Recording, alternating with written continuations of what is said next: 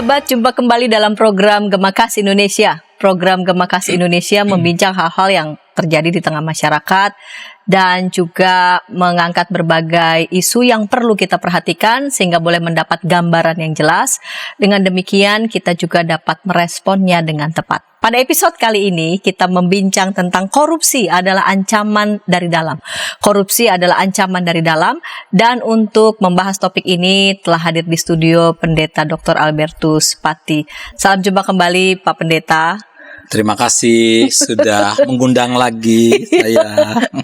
Artinya Pak Berti ini menjadi narasumber yang dapat dipercaya. Terima kasih. Mengedukasi kita semua. Pak Pendeta, pada episode kali ini kita membincang korupsi adalah ancaman dari dalam. Ini topik yang seru ya para sahabat. Belum lama ini ada seorang menteri yang ditangkap karena kasus korupsi yang menjeratnya. Nilai korupsinya nggak main-main, merugikan negara itu jumlahnya sangat besar, yaitu sebesar 8 triliun rupiah. BTS ya? Iya. Celakanya konon menteri ini nggak korupsi sendirian. Ya. Korupsi itu melibatkan banyak pihak, selain ada pengusaha, broker, korupsi juga ternyata melibatkan anggota DPR dan anggota Badan Pemeriksa Keuangan. Sebelum kasus ini mencuat, ada begitu banyak kasus korupsi lainnya, dan para pelakunya juga nggak main-main ya. Ada menteri, gubernur, wali kota, bupati, anggota DPR, aparat kepolisian, dan sebagainya. Maraknya kasus korupsi ini dengan jelas bahwa di tengah kemajuan yang ada, ternyata kita toh belum mampu mengatasi kasus korupsi. Celakanya, para pejabat kita justru bukan menjadi pemecah masalah, problem solver, melainkan justru menjadi problem makernya. Nah, kita membahas tentang topik yang nggak mudah ini. Nah, Bapak Pendeta, fenomena korupsi yang terjadi di Indonesia ini seperti apa ya? Atau sebelum sampai ke sana, bagaimana sih kita bisa membedakan korupsi dengan mencuri begitu? Oke. Atau merampok gitu? Gitu ya? Iya. Kenapa kasus korupsi itu bisa lebih bikin orang tuh gitu, memang iya dia mencuri atau dia merampok gitu. Oke. Jadi gini, sebelum saya jawab itu ya, saya bilang ini topiknya cukup menarik karena dibilang korupsi adalah ancaman dari dalam ya. Seringkali kan kalau banyak negara-negara itu berpikirnya ancamannya dari luar. Ya, dari negara lain yang bisa mau melakukan intervensi, penindasan terhadap suatu negara. Tapi kalau dibilang ancaman dari dalam itu bisa dari dalam dia rapuh sendiri. Kemudian satu bangsa hancur bukan karena ada serangan dari luar, tapi justru karena dari dalam dia sendiri ngancurin dirinya sendiri ya. Jadi menurut saya tema korupsi ini pas banget ya dengan judul itu ancaman dari dalam. Dan kita mesti hati-hati dengan itu. Apalagi di dalam konteks Indonesia, korupsi itu sudah disebut sebagai extraordinary crime, ya, satu kriminalitas yang luar biasa, kan gitu ya. Sehingga harus di-treat juga secara luar biasa. Para koruptornya secara luar biasa itu bukan di-treat dengan baik-baik, tapi justru dihukumnya dengan luar biasa, kan gitu ya. Nah, sekarang kita masuk ke pertanyaan yang tadi. Apa bedanya korupsi dengan perampok atau mencuri lah, kan gitu ya. Kalau orang mencuri, biasanya orang sebetulnya mirip tuh. Korupsi juga mencuri sebetulnya ya. Tetapi kalau istilah mencuri, biasanya orang yang lakukan mencuri itu adalah orang-orang yang lakukan itu karena kebutuhan.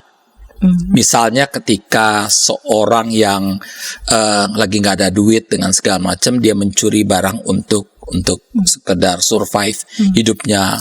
Jadi yang dilakukan sebetulnya kecil-kecilan aja, mencuri itu nggak pernah besar sebetulnya. Kecil-kecilan dan dilakukan oleh kelompok masyarakat biasa yang nggak punya kekuasaan, nggak punya wewenang, nggak punya jabatan atau apapun, dia mencuri.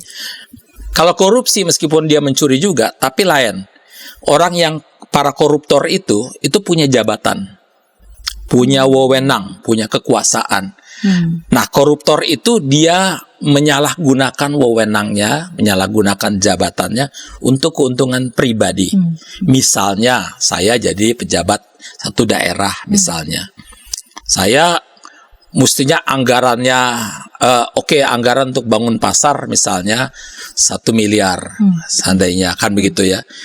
Saya bilang karena saya pejabatnya itu anggaran bangun pasar 1 miliar, tetapi begitu untuk siapa nih yang akan mengeksekusi anggaran ini? Saya bikin perusahaan sendiri secara diam-diam. Jadi yang mengeksekusi juga saya juga. Saya ambil keuntungan sebanyak-banyaknya. Atau saya bikin ini siapa yang mau ikut di dalam untuk dipilih siapa yang akan mengeksekusi. Nanti mereka yang bisa nyogok saya lebih banyak, nanti saya yang kasih kepercayaan kepada dia. Kalau misalnya memberikan saya cuman bisa sogokannya 200, ada yang kasih sogokan 400, saya kasih ke dia. Meskipun kalau lihat dari spek yang ditawarkan ya lebih bagus, tapi yang lebih bagus yang memberikan sogokan ke saya itu kan korupsi. Jadi korupsi itu selalu dilakukan oleh orang-orang yang punya jabatan, orang-orang yang punya pangkat, orang-orang yang punya wewenang, authority, dan dia menyalahgunakannya itu. Jadi penyalahgunaan wewenang. Betul. Jadi oleh karena itu bedanya antara mencuri dengan korupsi itu ya. Kalau lihat tadi gimana sih korupsi di Indonesia ini? Itu memprihatinkan sekali. Memprihatinkan sekaligus menyebalkan dan menyedihkan juga. Karena korupsi di Indonesia itu parah banget sebetulnya. Tahun 2022 misalnya data mengatakan ada 570 kasus korupsi di Indonesia. 570. Betul. Dan dari 570 kasus korupsi yang ada di Indonesia itu semua korupsi itu melibatkan pejabat. Baik pejabat di tingkat pusat sampai di tingkat bawah, ya. Dan kasusnya yang terlibat itu bukan cuma miliaran, tapi udah triliunan. Mulai dari Jasara Harja, mulai dari dulu juga ada Bank Senturi, udah mulai segala macam lah kasus-kasus korupsi, termasuk yang paling akhir ini ya BTS, dan sebelumnya juga ada kasus di Kementerian Sosial, dan ini semuanya melibatkan nilai yang luar biasa, triliunan dengan segala macam. Jadi oleh karena itu memang korupsi ini memang mengerikan sekali, dan itu sangat-sangat memprihatinkan karena tingkatnya udah tinggi. 570 itu kalau dibanding dengan tahun 2021 itu kenaikannya hampir 30% kenaikan. Jadi bukannya makin reda loh ya, tapi makin tinggi kasus-kasus korupsi di Indonesia. Dan celakanya kasus korupsi di Indonesia ini selalu melibatkan para pejabat-pejabat dan sebagainya. Oleh karena itu lembaga-lembaga yang menurut Transparency International ya, termasuk ICW dengan segala macam mengatakan lembaga pemerintah yang paling dianggap paling korupsi adalah DPR. Anggota DPR kita ini jadi lembaganya ini korup banget kan gitu ya. Lalu kemudian kepolisian termasuk di ini, pengadilan. Pengadilan itu dari tingkat Mahkamah Konstitusi sampai sipir penjara. Gitu ya. Mereka semua korup semua, termasuk yang jadi direktur lembaga pemasyarakatannya ikut korup juga karena dia memberikan kesempatan kepada para koruptor ini untuk jalan-jalan kemana-mana, nginep di hotel mana. Jadi kalau kita datang belum tentu ada juga. Di situ. Belum lagi kalau kita datang ke sel-sel mereka, itu sel udah kayak kamar hotel, udah ada kulkas, udah segala macam, udahlah segala macam. Kok bisa kayak gitu-gitu ya? Jadi nggak ada pemerataan sebetulnya. Jadi jadi selain DPR, kemudian kepolisian, juga institusi-institusi birokrat pemerintah di atas, tapi juga bahkan Pemda. Banyak sekali bupati, wali kota, gitu ya, segala macam itu makan duitnya luar biasa. Jadi mereka ini menunjukkan mereka ini bukan menjadi bukan problem solver, tapi problem maker. Kalau dana yang diambil sampai triliunan begitu, dan itu kan sebetulnya bukan cuma itu merusak rakyat dan bangsa ini yang menjadi yang mestinya berhak atas uang tersebut. Jadi kadang-kadang jangan heran kalau misalnya terjadi misalnya dana membangun sekolah udah dikorupsi, misalnya kan. Jadi mestinya dia punya semennya misalnya mestinya tiap pasir 6 semennya mestinya 3, tapi pasir 6 semennya cuma 1 misalnya. Kan tingkat kerapuhannya tuh luar biasa, sehingga banyak sekali yang terjadi. Gempanya di Jepang yang runtuh di sini kan gitu ya. Karena nggak kuat kan gitu. Ada jembatan yang pernah runtuh di Kalimantan kan gitu ya. Dan orang banyak mati, orang berpikir wah ini semua ini karena kehendak Tuhan kan gitu, takdir. Apa yang takdir ini? Takdirnya koruptor itu kan gitu. Jadi ini koruptor itu ada di mana-mana sekarang. Kalau dulu pada zaman Orde Baru, korupsi itu sekitar cendana dan orang-orang sekitarnya ya. Tapi sekarang semua orang tuh korupsi, sehingga memang Mahfud MD itu menteri kita pernah bilang, sekarang lihat kanan kiri depan belakang semuanya korup. Gitu. Sekarang mau lihat di mana saja Anda menoleh, semua orang udah korup nih bangsa ini. Sehingga dia waktu itu mengusulkan supaya adanya undang-undang perampasan aset. Jadi undang-undang itu yang membuat kalau para koruptor itu udah dimiskinkan aja kan gitu ya. Ini selama ini undang-undang itu selalu gagal di DPR. Kenapa? Ya karena mereka sendiri banyak pelaku-pelakunya, sehingga ketika mereka di korup, ya paling bayar misalnya korupnya 1 triliun, dia cuma bayar denda 100 miliar, nggak apa-apa, nggak ada nilainya 100 miliar. Dia tenang-tenang aja berapa tahun di situ keluar udah kaya, kan gitu. Sehingga memang dengan yang diusulkan oleh Mahfud MD ini bagus. Perampasan aset semuanya, bila perlu semuanya dia dimiskinkan aja sekaligus. Baru DPR ini, dan mestinya masyarakat sekarang ikut mengawali itu. Jangan sampai dia undang-undang itu nggak ditok ya, karena ini undang-undang yang sangat bagus sekali untuk menjaga supaya para birokrat kita maupun elit partai politik kita paling tidak mengurangilah korupsi. Karena sekali lagi dengan korupsi itu, dengan itu menunjukkan bahwa sekarang ini karena parahnya tingkat korupsi di Indonesia, musuh terbesar kita itu bukan dari luar, tapi dari dalam.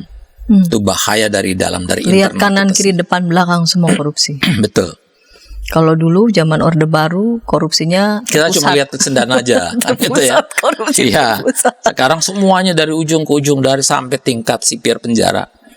Itu pun korupsi semuanya, karena sipir penjara yang nemenin para koruptor kalau keluar-keluar, kasih makan, kasih ini segala macam, kasih duit, ya senang-senang aja dong. Kan gitu. Nanti direktur lembaga pemasyarakatannya yang kasih kesempatan untuk keluar, dokter lah, inilah perawatan lah, ini keluar negeri, padahal nonton tenis misalnya, kan gitu ya. Jadi ini yang terjadi, sehingga kenapa para koruptor, kita perhatikan lah, koruptor yang ditangkap itu mereka senyum-senyum, ketawa-ketawa, nggak ada beban, nggak ada rasa malu gitu. Nggak ada rasa malu sedikit pun. Itu udah tingkatnya parah. Ini gila semuanya ini. Dia udah nyusahin orang, udah banyak orang yang mati gara-gara dia korupsi begitu, tapi begitu ditangkap senang-senang dan gembira aja kan gitu. Nggak ada beban sedikit pun.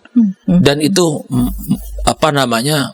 saya sampai pernah terpikir ya, ini bagusnya orang-orang kayak gini dihukum mati aja ya.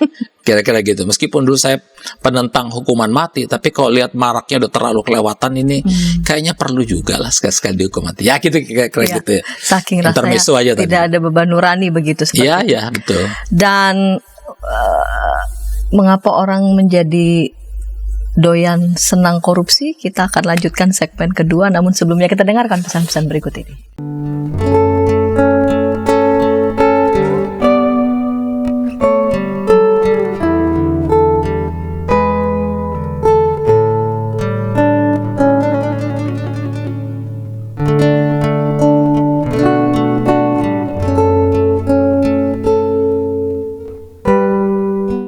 Jumpa dalam acara pembangunan jemaat kerjasama antara YKB GKI dan LPP. Pembangunan jemaat setiap Senin pada minggu kedua dan keempat pukul 8 malam waktu Indonesia Barat. Dapat Anda nikmati di channel YKB GKI TV.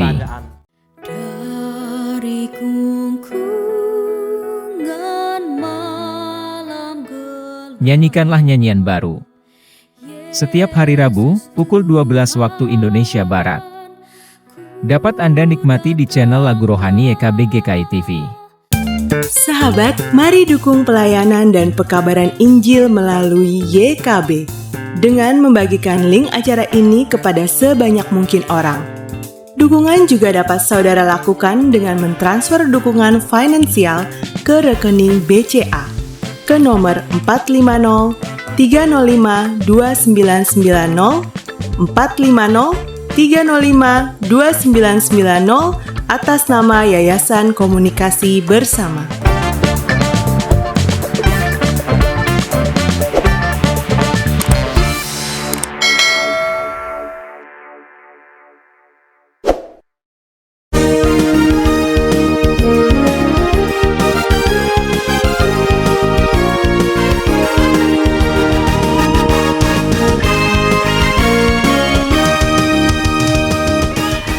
Sahabat, senang masih bersama dengan kami dalam program Gema Kasih Indonesia. Pada episode kali ini kita membincang tentang korupsi adalah ancaman dari dalam. Korupsi adalah ancaman dari dalam. Bersama dengan narasumber Pendeta Dr. Albertus Pati. Dan di segmen kedua ini saya mengundang sahabat boleh berinteraksi di kolom komentar yang sudah tersedia. Baik, Bapak Pendeta, di segmen pertama Pak Berti sudah menyampaikan tentang gawatnya ini situasi korupsi di Indonesia di era reformasi yang menggaung-gaungkan keadilan, pemerataan dan sebagainya, justru yang merata adalah ayo kita korupsi bersama-sama. Nah, merata korupsinya ya. Merata. Nah, mengapa orang doyan korupsi yang menjadi penyebab gitu ya? Ayo kita korupsi rame-rame begitu. Nah, ini peluang besar ini di era reformasi ini seperti itu kira-kira. Jadi memang korupsi itu penyebabnya paling sedikit ada 3 lah ya. Kalau kita ini, pertama adalah keserakahan, muncul dari dalam ya, keserakahan. Kemudian juga muncul karena adanya kesempatan. Ketiga adalah kebutuhan. Nah, keserakahan itu muncul memang orang nggak pernah puas dengan apa yang dia dapat. Orang mau lebih terus, dan sehingga seorang ekonom peraih hadiah Nobel namanya Joseph Stiglitz, dia mengatakan bahwa ini kita sekarang ada hidup dalam era keserakahan.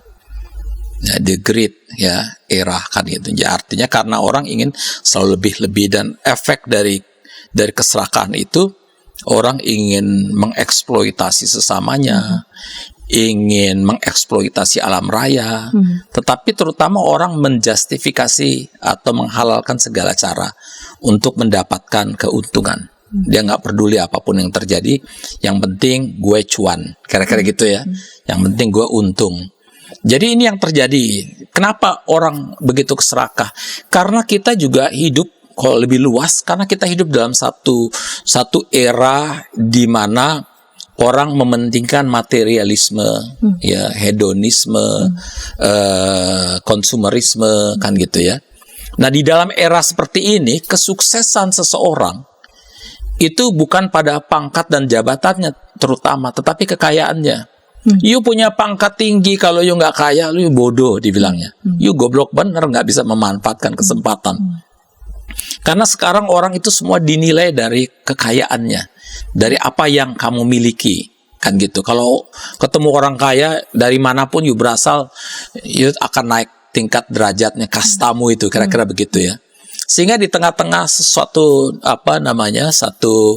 bangsa atau satu dunia sekarang yang sangat hedonistik, di mana orang lebih banyak berpikir untuk menyenangkan dirinya sendiri dan sebagainya, dalam satu dunia yang materialistik di mana segalanya diukur oleh materi, maka orang selalu melihat yang lain tuh membanding-bandingkan apa yang dimiliki dengan apa yang dimiliki orang lain.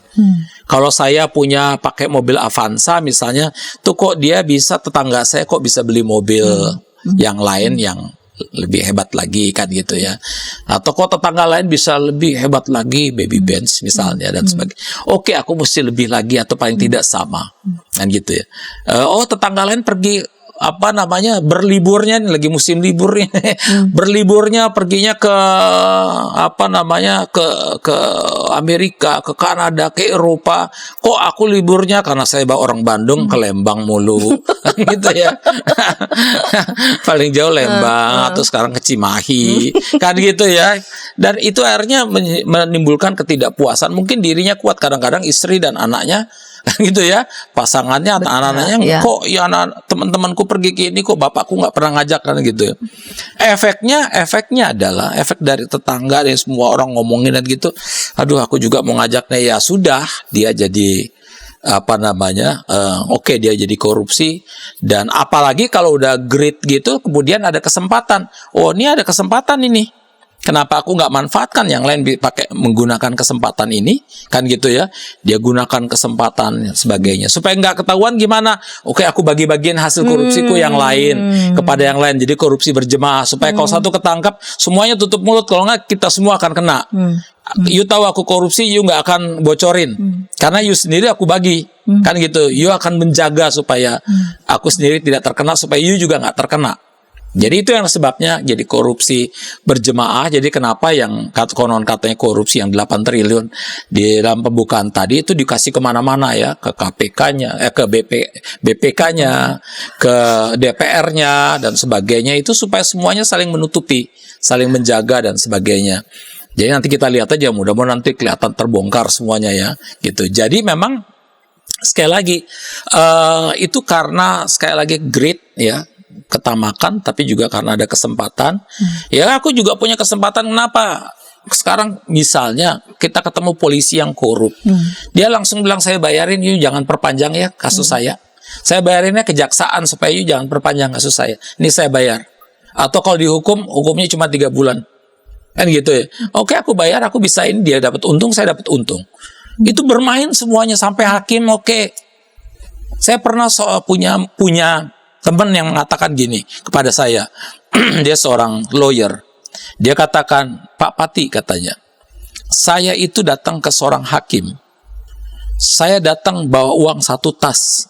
Ini orangnya udah meninggal nih pada zaman dia. Saya bawa uang 1 tas. Hakimnya nolak, Pak.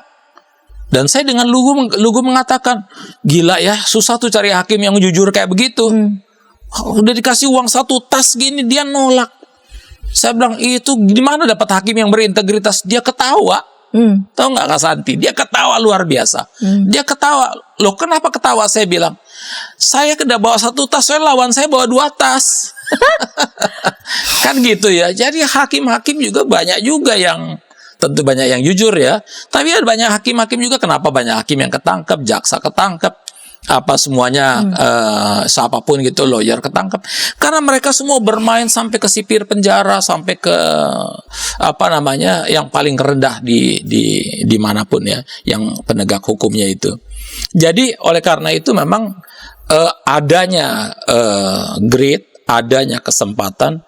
Kalau kebutuhan, kadang-kadang tadi kebutuhan yang tadi orang pergi ke sana kemari, kok saya cuma di ini aja, ya udahlah. Tadinya sih cuma untuk sekedar ini, tapi kok enak nggak ketahuan. Nah gitu, enak sekali nggak ketahuan ya. Ngambil nggak ada yang tahu, bisa bikin kwitansi baru dan sebagainya. Jadi betapapun pemerintah udah lakukan semacam perbaikan di dalam sistem ekonomi kita dengan sistem digital dan sebagainya. Tapi manusia lebih pinter, kan gitu ya. Itulah sebabnya banyak transaksi besar juga dilakukannya tidak melalui sistem pengiriman online, karena itu akan ketahuan oleh PPATK, tapi kasih cash. Dan cashnya itu kasihnya bisa di mana-mana kan.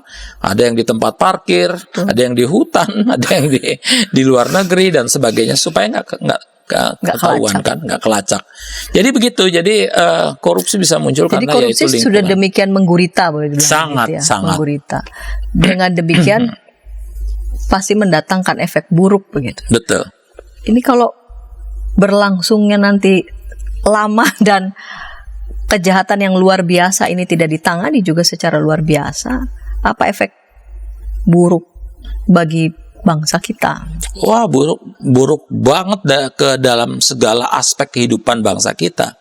Misalnya, orang jadi takut berinvestasi di sini karena kan kalau dia untuk investasi dia mesti bayar berapa untuk memperlicin izin-izin, lewatin berapa meja kan gitu ya. Salah satu hal yang bagus di dalam undang-undang Cipta Kerja adalah itu semuanya dipersingkat sebetulnya. Dan tapi kan belum, apakah dipersingkat itu sudah bisa mengurangi nilai uang pelicin-pelicin itu juga, itu kan kita masih mempertanyakan juga ya. Jadi Jokowi nggak mau itu jadi lambat dulu. Kalau harus untuk satu izin saja harus lewati 15 meja, sekarang cukup 2-3 meja aja misalnya. Tapi kita belum tahu apakah 2-3 meja harus bayar dengan nilai yang sama seperti dulu kan gitu ya, yang nilainya 15 meja itu kita belum tahu. Jadi itu bisa orang jadi takut berinvestasi. Yang kedua adalah gap ekonomi antara mereka yang kaya dan miskin makin hancur-hancuran. 3 bangkrut dong ekonomi Indonesia kalau begitu. Uang negara, uang pemerintah di tiap kementerian diambilin semuanya, atau ketika belanja sesuatu di markup. Misalnya mau belanja pesawat atau belanja peralatan perang bisa di markup sana sini dan sebagainya. Mau belanja bahan pangan misalnya impor di markup juga. Minyak dulu petrol untung udah dilarang ya. Dulu kita minyak mentah kita kirim, lalu kemudian mereka yang jual lagi ke kita. Lalu kita kasih keuntungan untuk mereka dan sebagainya. Kenapa waktu itu kita nggak punya banyak kilang minyak? Karena dipaksa kita untuk impor kan gitu.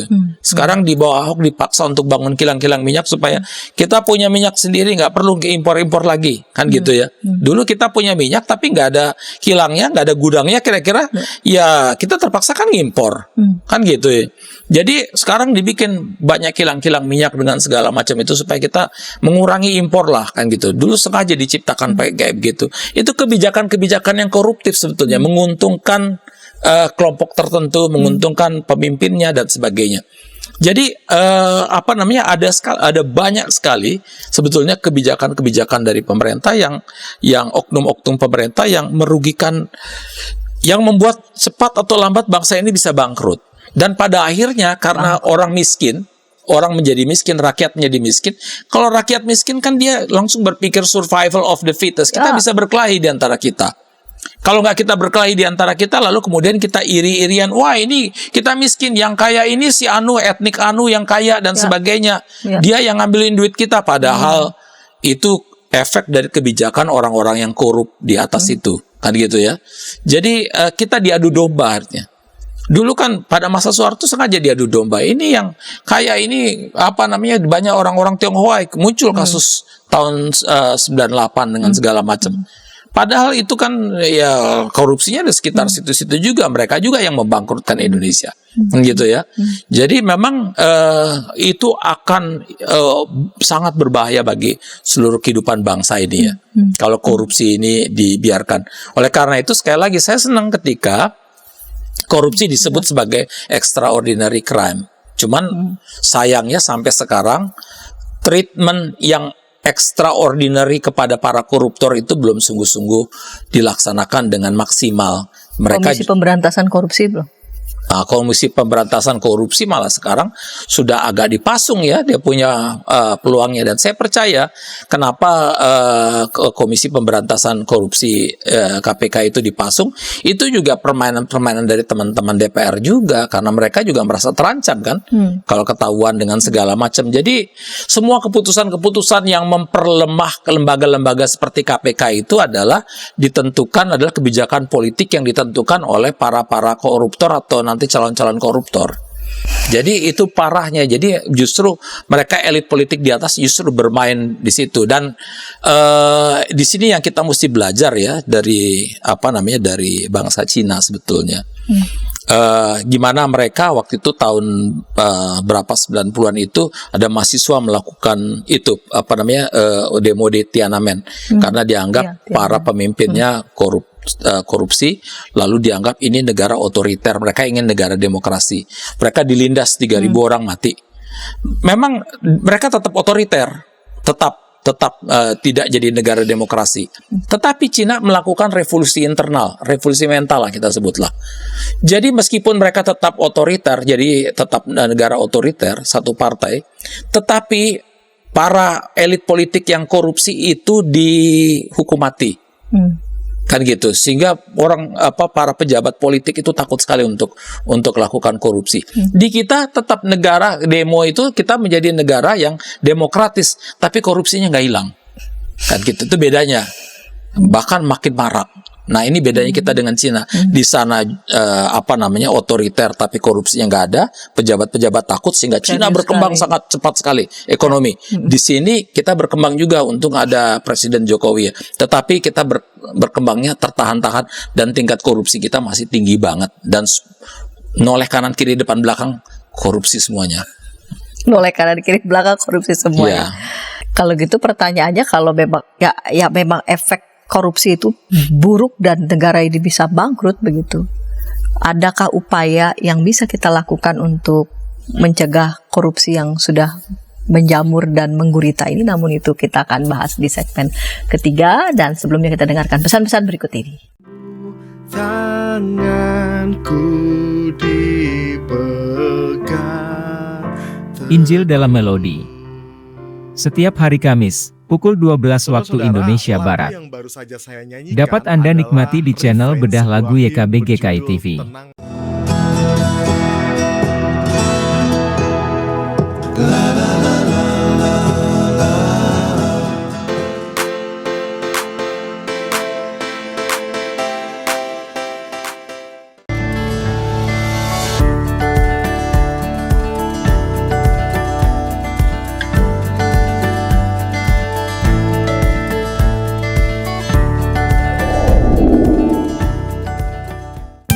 Sahabat, mari dukung pelayanan dan pekabaran Injil melalui YKB dengan membagikan link acara ini kepada sebanyak mungkin orang. Dukungan juga dapat saudara lakukan dengan mentransfer dukungan finansial ke rekening BCA ke nomor 450 305 2990 450 305 2990 atas nama Yayasan Komunikasi Bersama.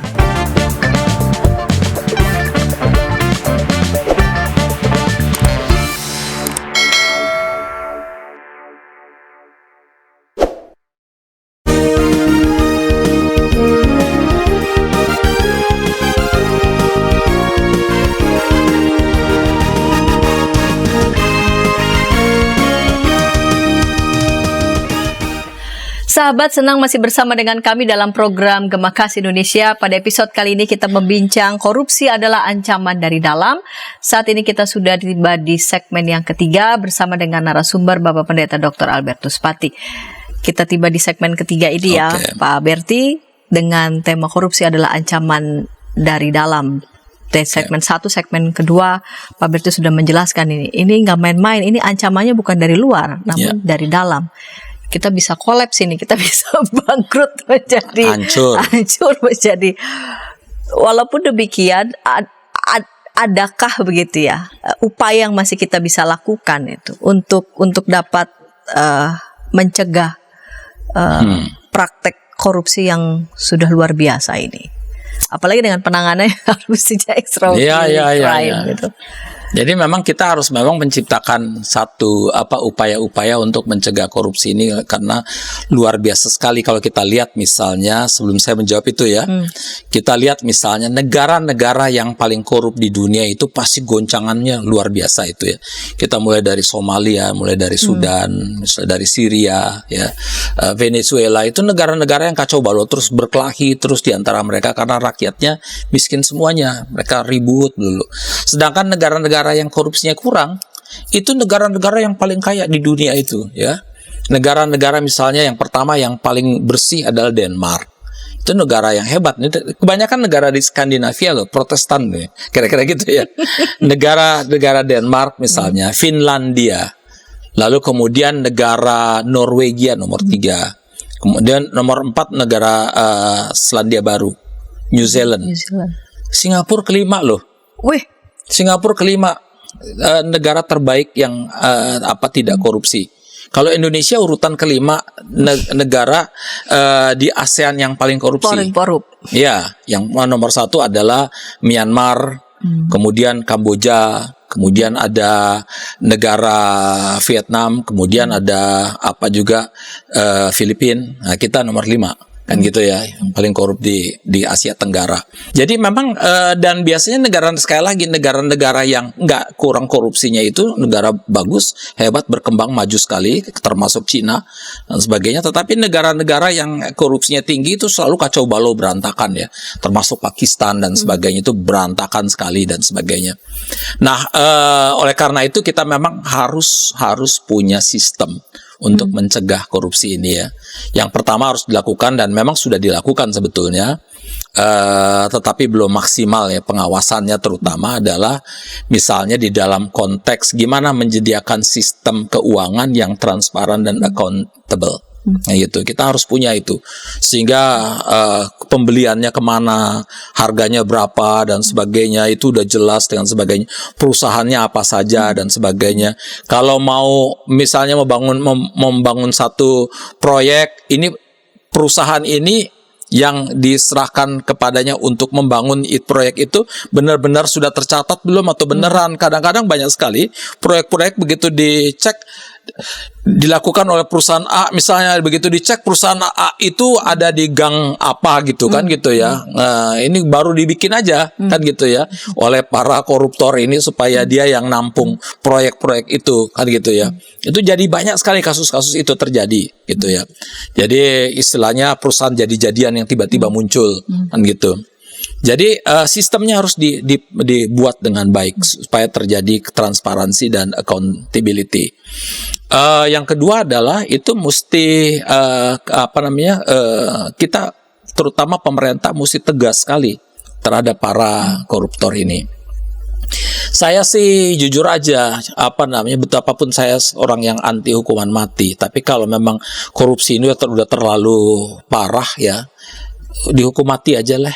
Ya terserah, mungkin para pemirsa juga bisa nggak setuju dengan saya, bisa berdebat ini nggak apa-apa. Tapi ini namanya ini curhat dari orang yang putus asa sebetulnya ya. Hukuman mati aja lah untuk para koruptor itu kan. Dia dimiskinkan, kalau memang masih juga dihukum mati aja. Cina itu begitu dihukum mati, tingkat korupsinya turun, langsung Cinanya melonjak naik cepat sekali kan gitu ya. Negara yang cepat luar biasa, naik hanya dalam sekian puluh tahun kan gitu. Indonesia ya syukur di bawah Jokowi dua periode ini kita cukup naik kan gitu ya. Tapi kalau seandainya Jokowi berhasil mencegah korupsi kan gitu ya, memperkuat KPK dengan segala, memperkuat birokrasi dengan segala macam, kemungkinan kita akan naiknya lebih cepat lagi. Jadi kalau boleh, di tengah-tengah kebanggaan saya pada Presiden Jokowi ya, di tengah-tengah keberhasilan yang dia ciptakan, satu-satunya menurut saya yang gagal adalah dalam kasus korupsi. Dia belum bisa menyelesaikan kasus korupsi ini. Jadi kalau nanti yang pelanjutnya dia, itu sebaiknya mereka yang bisa menghantam tegas terhadap korupsi. Siapapun yang korup hantam aja kan gitu ya. Itu jadi pemerintah harusnya tegas. Jangan sampai kita kan dilecehkan sebetulnya. Saya tuh marah sekali dan kesel ketika melihat para koruptor itu begitu disorot oleh media, dia senyum-senyum, ketawa-ketawa kan gitu ya. Itu saya marah sekali, kita dilecehkan sebetulnya. Iya mau apa? Kalau gitu ya, seolah begitu ketangkap. Dan saya lebih marah lagi adalah ketika para koruptor-koruptor ini yang jahatnya luar biasa, kaum nerakawi ini, begitu dia masuk di persidangan pakai baju agama. Kan mestinya apapun agamanya itu kan mestinya kita tersinggung dong. Itu pelecehan luar biasa kan gitu ya. Jadi memang kayak gitu-gitu tuh mestinya lebih ditegaskan lah penegakan hukum terhadap para koruptor. Jangan sampai koruptor udah keluar dari penjaranya lalu kemudian dia bisa jadi kepala daerah, dia bisa ngomong-ngomong politik, mulai masuk lagi di dalam bicara politik tentang kebaikan bangsa, kemakmuran bangsa. Apa yang makmur sementara lu korup kan gitu ya. Jadi jangan kasih kesempatan lagi kayak begituan untuk para koruptor ini. You udah out, kartu merah, udah nggak perlu di politik lagi kan gitu. Ketiga, mestinya institusi-institusi agama itu menurut saya mereka seharusnya tegas banget loh terhadap para koruptor ini. Jadi mereka sendiri janganlah terima uang korup untuk bangun gereja lah dan sebagainya. Ini kan bukan cuma money laundering, ini spiritual laundering bagi saya namanya ya. Jangan siapkan karpet merah. Iya, gini, kita ini kalau untuk dosa yang sekitar pusar ke bawah, kita itu kayaknya ributnya bukan main. Kita outin dia dan sebagainya kalau soal seksual ya. Kita ribut, kita ngomongin, kita tuding-tuding. Tapi begitu korupsi, begitu kasih duit, diam. Kan gitu nih. Kadang-kadang gereja juga atau terutama agama-agama juga mesti lebih kritis lah. Jangan kalau mau terima duit hati-hati juga, ini duitnya hasil korupsi apa bukan dan sebagainya. Jadi jangan sampai nanti toto dia kena juga kan gitu ya. Saya berharap BTS ini nggak ada gereja yang dapat dikasih duitnya ya kan gitu. Mengingat yang ini kan orang gereja kan gitu ya. Nah jadi paling sedikit itu 3 itu dan terutama gini masyarakat terakhir. Toh pada akhirnya dosa korupsi ini itu nggak bisa diselesaikan oleh pemerintah sendiri atau oleh lembaga agama sendiri, tapi masyarakat juga harus ikut terlibat. Jangan sampai masyarakat juga jadi masyarakat korup. Misalnya satu contoh, banyak orang sekarang yang mau dapat gelar profesor, dia untuk profesor kan harus nulis di Scopus. Dia bayar aja orang yang nulis di Scopus, bayar nanti pakai nama dia, dia bayar 30 juta, 40 juta, itu udah banyak itu yang kasus-kasus gitu yang dikasih tahu ke saya. Atau begitu ditangkap polisi, lalu kemudian bukannya terima itu, tapi udah bayar aja polisinya misalnya, kan gitu ya. Yang kayak gitu kan kita namanya kita sendiri justru menjadi masyarakat yang koruptif. Kalau kita semua jadi masyarakat korupsi, noleh kanan, noleh kiri, belakang, depan, dan sebagainya, korupsi kita mau ngomong apa lagi gitu. Bangsa ini tinggal tunggu runtuh aja. Jadi oleh karena itu mestinya masyarakat harus lebih tegas lagi juga terhadap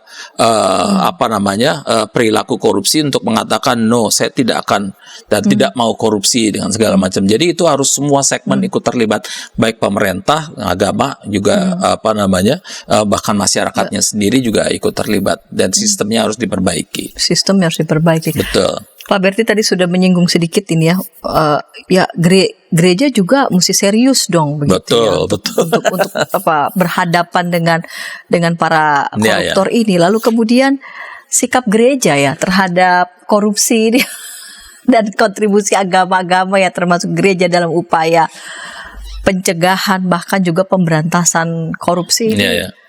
Menurut Pak Berti harus dimulainya dari apa ini? Ya, gereja harus tegas dan keras terhadap perilaku korupsi karena justru di Alkitab itu kan ada Yudas yang korupsi kira-kira untuk dapat keuntungan, dia jual Yesus, ada kasus Ananias dan Safira di Kisah Rasul, kemudian ada anak-anaknya Samuel yang korup juga dan sebagainya, kemudian Amos ribut luar biasa karena ada orang yang melakukan ketidakadilan kan gitu ya, dia ribut. Jadi Allah sendiri anti terhadap sikap yang koruptif, itu koruptif kan busuk ya, jahat ya.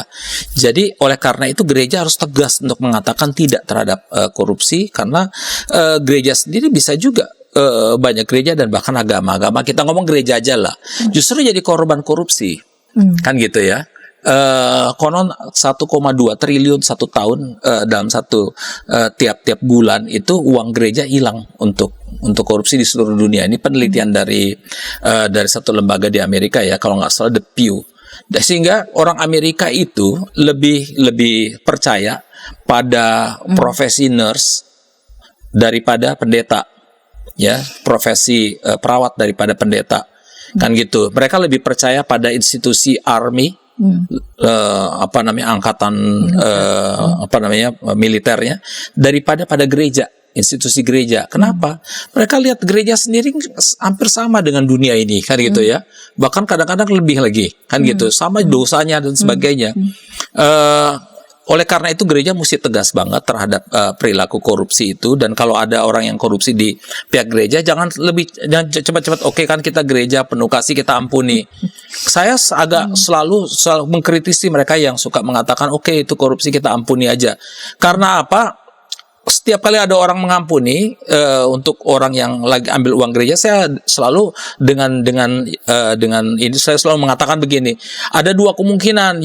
Pertama, nilai kasih yang lakukan itu salah. Kedua adalah bisa jangan-jangan terima juga cipratannya sehingga ikut mengampuni. Ketiga, saya ada tiga adalah karena itu bukan uangmu. Kalau itu uangmu, kau kan mungkin akan nuntut ke pengadilan, tapi karena bukan uangmu, kau mudah sekali ngomong mengampuni, kan gitu ya. Itu karena itu bukan uangmu. Mestinya kalau kau ampuni, kau bayar dulu. Oke, dia korupsi 1 miliar, saya yang bayar. Kita ampuni aja, saya bayar 1 miliarnya. Kalau kau nggak bayar, nggak ganti duitnya, jangan ampuni, karena itu bukan uangmu. Kau nggak punya hak untuk mengampuni, karena itu bukan apa-apa uangmu sama sekali. Jadi gereja sekali lagi bagi saya adalah harus tegas terhadap perilaku koruptif, bahkan di lingkungan gereja sendiri. Dimulai dari lingkungan gereja. Betul. Untuk itu sekarang langkah yang paling utama adalah gereja mulai memiliki sistem keuangan yang transparan dan accountable. Kan gitu. Jangan sampai gereja sendiri sistem keuangannya nggak transparan dan accountable. Akhirnya pendetanya jadi kaya sendiri, umatnya miskin sendiri. Kan gitu ya. Gedungnya hebat-hebat sementara masyarakat di sekitarnya lagi miskinnya luar biasa. Padahal itu uang publik kan gitu. Ya uang umat adalah uang publik. Jadi memang gerejanya sendiri harus punya menerapkan accountability dan transparansi di dalam sistem keuangannya. Begitu kira-kira. Harus dimulai dari dalam ya, dari tubuh internal gereja. Kalau mau sungguh-sungguh kita mencegah bahkan mengatasi begitu ya, korupsi. Nah, kita tiba di akhir segmen ketiga dan di penghujung episode kali ini. Adakah semacam kesimpulan yang Pak Berti boleh sampaikan berkaitan dengan topik kita, korupsi adalah ancaman dari dalam? Sungguh serius ini kepada para sahabat. Mari silakan. Jadi saudara-saudara, korupsi itu adalah ancaman dari dalam karena dia melemahkan diri kita sendiri sebagai bangsa dan juga sebagai personal. Oleh karena itu memang kita harus serius melawan ini, karena korupsi itu memiskinkan banyak orang, memecah belah bangsa kita. Dia menciptakan kesenjangan yang sangat luar biasa. Kalau kita sungguh-sungguh menjadi orang Kristen yang mencintai Tuhan dan mencintai sesama, maka kita harus sekali lagi bukan saja mengatakan tidak terhadap korupsi, tapi kita menjadi pelaku-pelaku yang mengatakan yang senantiasa tegas menolak untuk melakukan korupsi dimanapun dan dalam jabatan apapun yang Tuhan berikan kepada kita. Baik, terima kasih Pak Pendeta Albertus Pati yang sudah berbagi mengedukasi kita semua pada episode kali ini. Dan sahabat, jika di antara para sahabat mau menyampaikan masukan saran bagi program ini ataupun juga khusus pada episode kali ini, boleh menyampaikan masukan saran ke nomor 0812 8188 9191, nomor 0812 8188 9191. Kita jumpa di pekan depan dengan topik menarik lainnya dalam program Gema Kasih Indonesia. Sampai jumpa.